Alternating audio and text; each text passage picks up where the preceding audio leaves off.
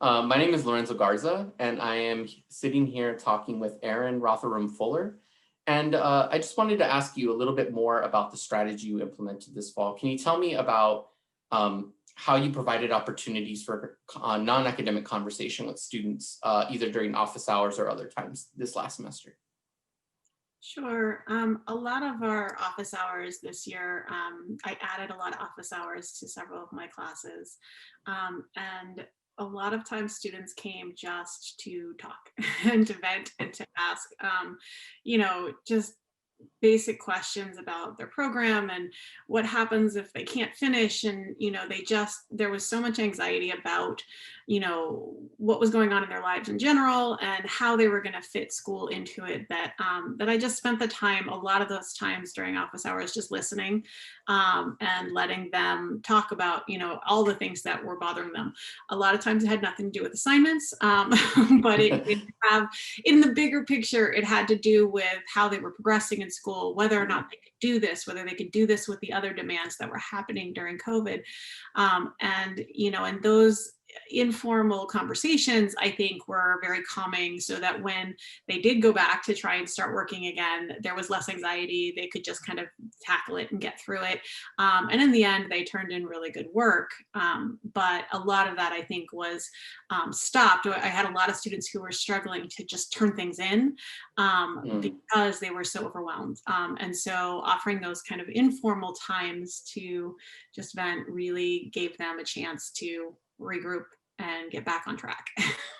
And so just to clarify, you offered this during your office hours period. Were there other times that they also contacted you to talk about these sorts of things?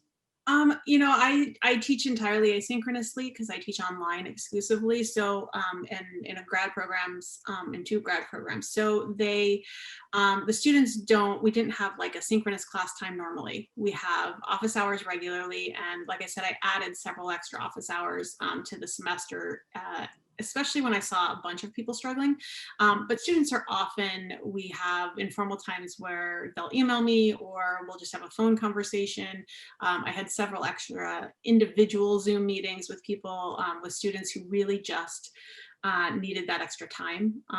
And even then, a lot of times it wasn't about the assignment. We talked about the assignment for about 5 minutes and they go, oh yeah, now I understand. And now, Yeah. and now I'm just, and this is going on and that's going on. And, can I just talk about that for a minute? And it was fine, it was fine to do that, and not even very time consuming to do that, especially when we did it in office hours, because then we would see other students supporting each other and they would all talk about how miserable all of their lives were right now. And how they all were sitting. We had, one cohort in the EDD program, they're all together in Guyana, and they were all struggling, but they were all in the same meetings. They would have 8-hour meetings every day. And then they would come back and they would try and work at night. And it was almost like a competition. Can we all do it? Can we all keep up?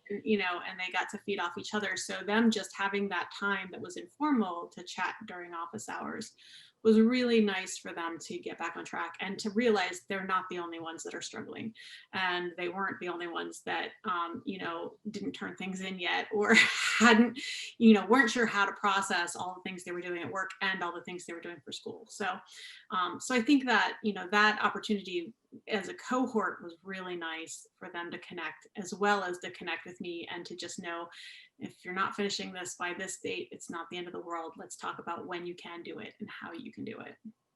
Yeah, that sounds really, really good, especially now. I mean, there's such a big impact in just offering time and to have space for certain things like that. So I really want to thank you for sharing your strategy with me. Thank you so much, and I hope you have a good one. Thank you.